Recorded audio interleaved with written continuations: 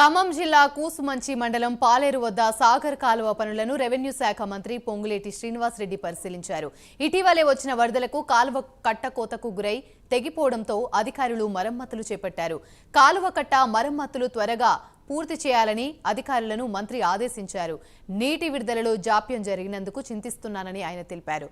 నాగార్జున సాగర్ చివరి ఆయకట్టకు కూడా నీరు అందే విధంగా చర్యలు తీసుకుంటామని మంత్రి పొంగులేటి చెప్పారు.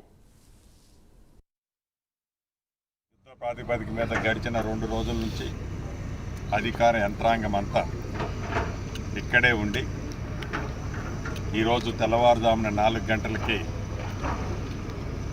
500 క్యూసెక్కుల నుంచి మొదలెట్టి ఇప్పుడు 1500 క్యూసెక్కులు డిశ్చార్జ్ ఇక్కడ ఇస్తున్నాం.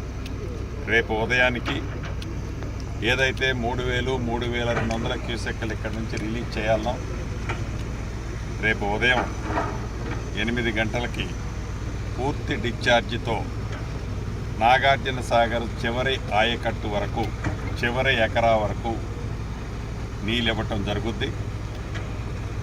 దేవుడి దయతో ఈ సంవత్సరం కృష్ణా పరివాహక ప్రాంతాల్లో బ్రహ్మాండమైన వర్షాలు పడ్డాయి. 2 పంటలకి సమృద్ధిగా నీళ్ళు ఇవ్వటానికి ప్రాజెక్టులలో నీళ్ళున్నాయి.